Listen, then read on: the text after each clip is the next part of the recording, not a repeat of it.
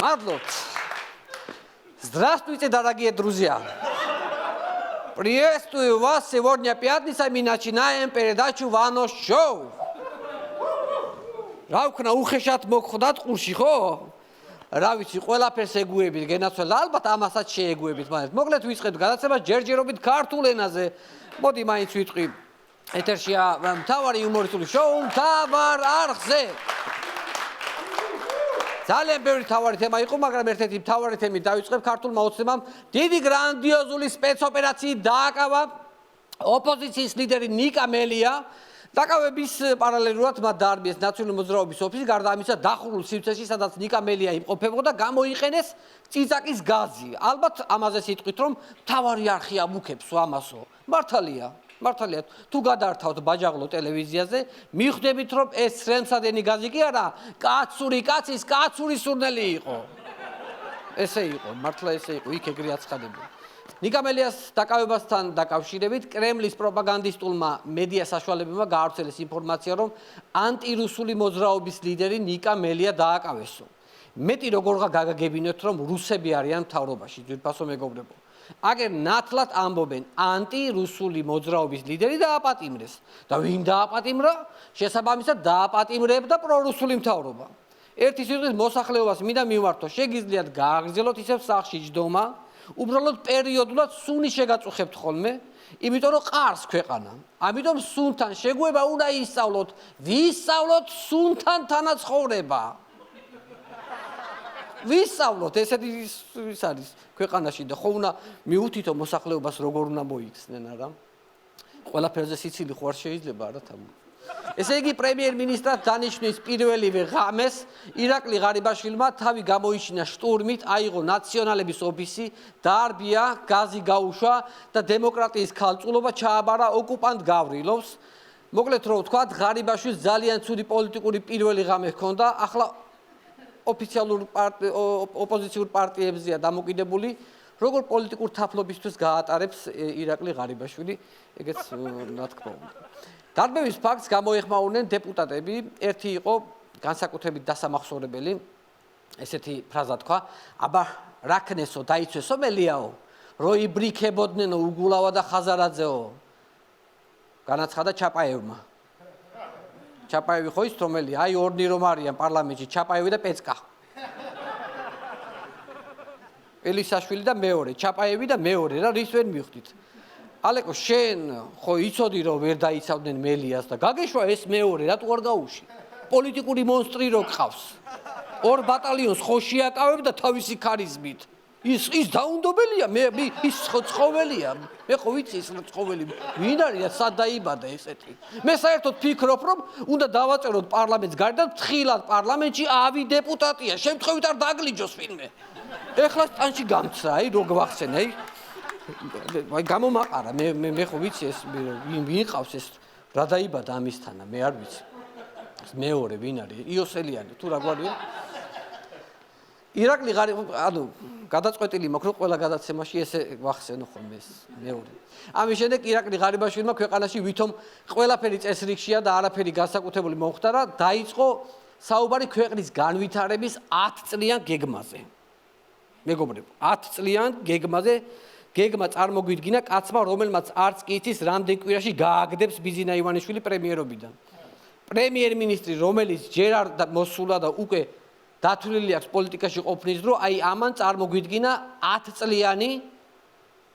წლიანი ეკონომიკური გეგმა. რო ვამბობ, რომ ესენი ნორმალურები არ არიან თქო, მაინც ბოლომდე არ მიჯერებთ ძვირფასო მეგობრებო. ვიცი რომ ექიმებს არ გცალიათ ახლა და კოვიდის გამო გადატვირთულები ხარ და იქნება რამენაირად მოიცალოთ და ამათ რომ ტომოგრაფია მაინც რომ გადაუღოთ, რომ სამედიცინო პროფესიონალური დიაგნოზით ვიცოდეთ ვისთან გვაქვს საქმე, აი ოფიციალურად, აი ფურცელზე დაწერილი რო იყოს, რომ ვისთან გვაქვს საქმე და კიდე რეებს ჩაიდენენ, ანუ აი ფსიქიკური აშლილობას ხო აქვს თავისი განვითარებები და რომ ვიცოდეთ, რომ კიდე რეებისზე არიან, რეების თქმა შეუძლიათ და ასე შემდეგ.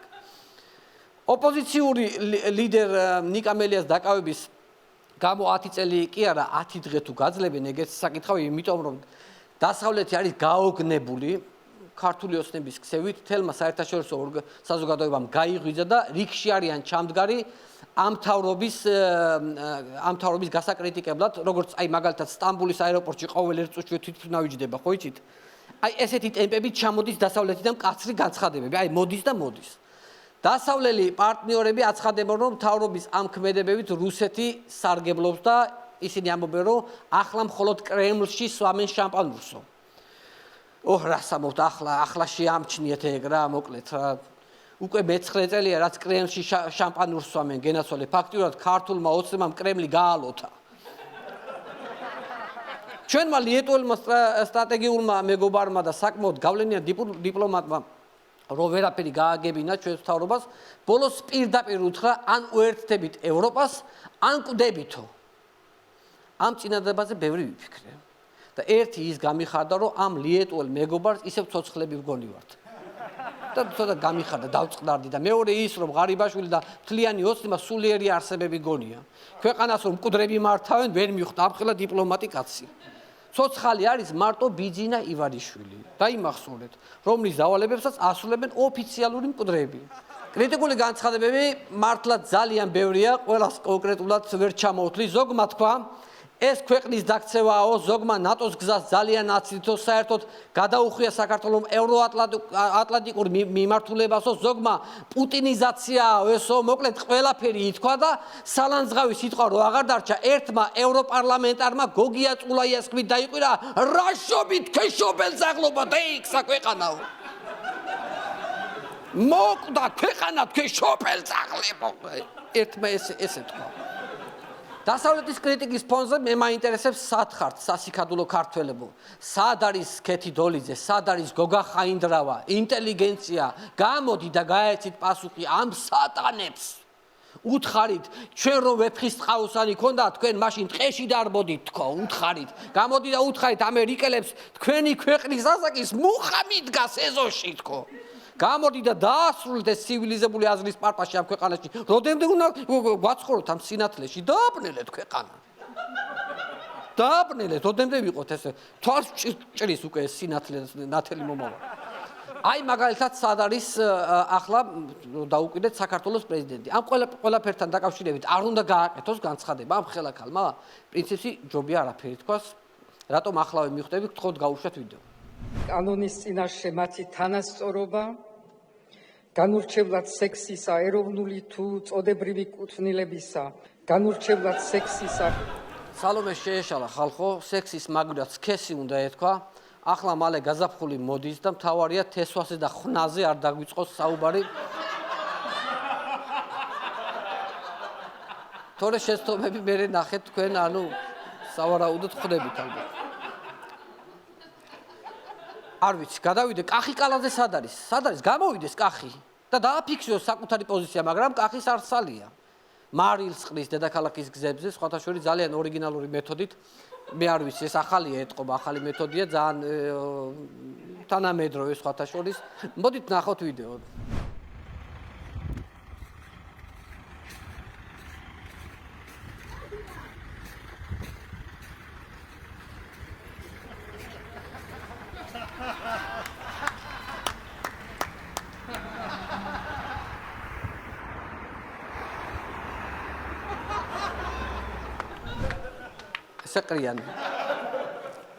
ესე ყრია თესავენ იმას. მარილს თესავენ, ესე ყრია.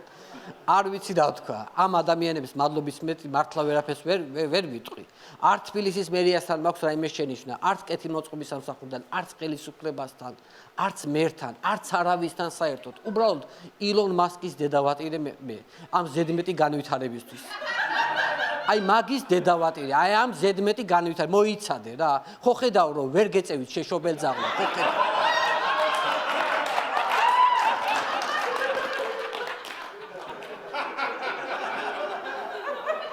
არ მეთქვა? ხო უნდა მეთქვა რა, ხო. მე გავიგე რომ კახის ჭავჭავაძის გამზირზე ჰიმალაის მარილი მოუყრია. აბაჭკვიანი ნაგვის ურნების და 15,000 ლარიანის კამების ფონზე ლარიან მარილს ხო არ მოყრიდა. საინტერესოა რას ფიქრობს პოლიტიკურ კრიზისზე პარლამენტის თავმჯდომარე არჩილ თალაკვაძე, რას აკეთებს პროცესის გასანეიტრალებლად. მოდით ნახოთ ბატონი არჩილის ერთ-ერთი ესეთი გამოსვლა.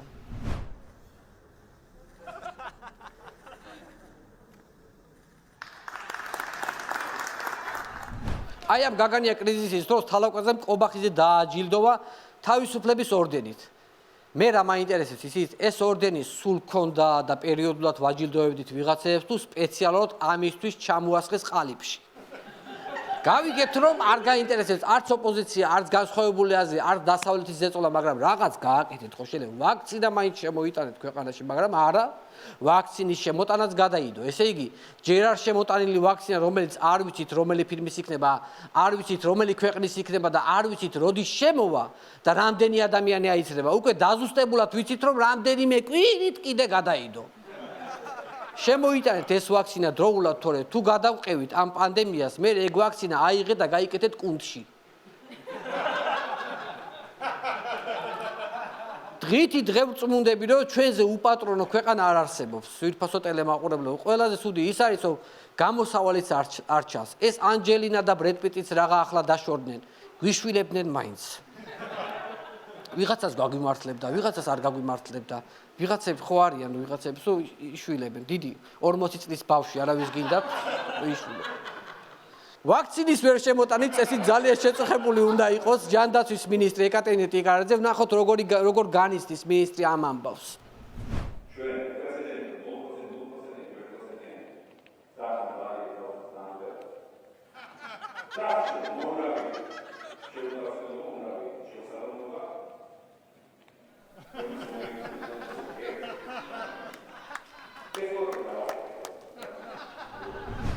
მე გეტყვით რა ხდება აქ, რეალურად ვინც კადრში ჩანს, ყველას ძინავს. მაგრამ მარტო ეკას ეტყობა. რაკნას იმდენად ახალია გუნდში, რომ ჯერ ვერ დაამუღამო როგორ დაიძინოს, ისე რომ თვალები არ თოხუჭოს.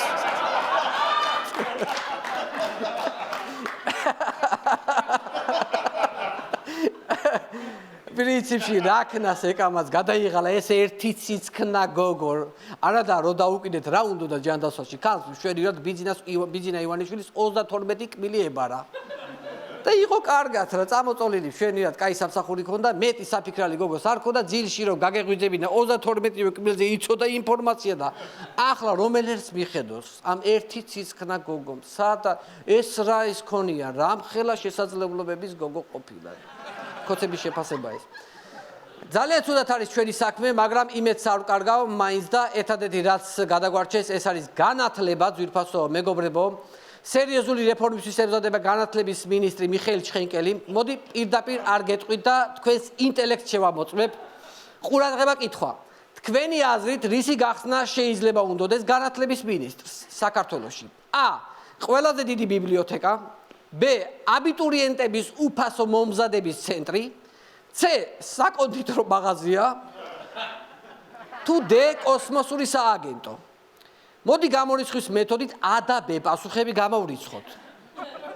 დაგვჭა საკონდიტრო მაღაზია და კოსმოსური სააგენტო. უფრო რომელი? მოდი, რომელი უფრო? საკონდიტრო თუ კოსმოსური სააგენტო? კარგით, აღარ გაწოლეთ. გთხოვთ, ნახოთ სწორი პასუხი.